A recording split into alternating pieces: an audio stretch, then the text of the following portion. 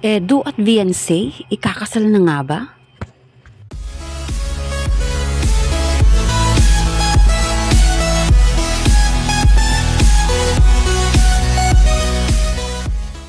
Bibigyang linaw natin ngayon ang ating tatalakayin kung si Edu at Viansay na nga for real.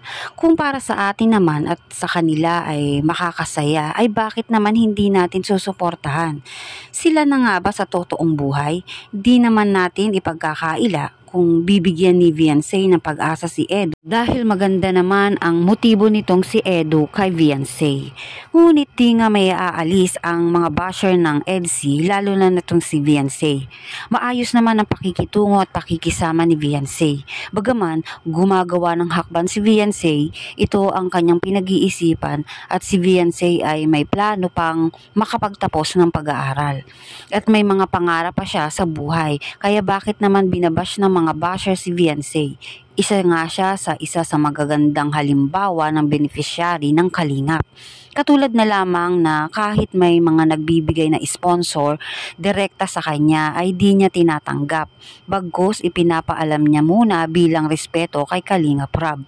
Bago pa man niya gawin ang isang desisyon dahil alam naman niya ito ay makakasira sa pagsasamahan at pagtanaw na din niya ng utang na loob sa mga tumutulong sa kanya.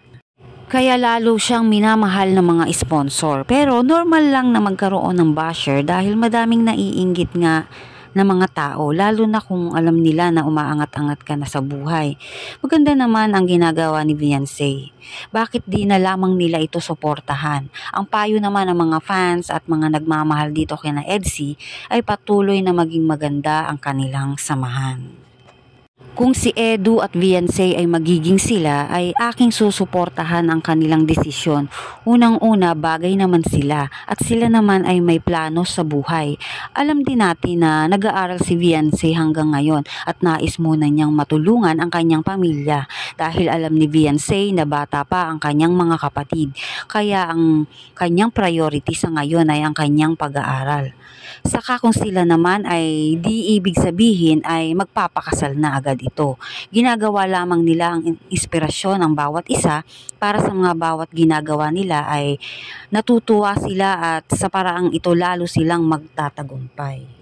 Dahil ang priority pa din nila parehas ay ang kanilang pamilya. Kaya patuloy nating suportahan si Edu at Viansay kung sila man ay makaisip na mag-asawa ay di naman masama dahil sila ay may mga sariling mga incomes sa buhay.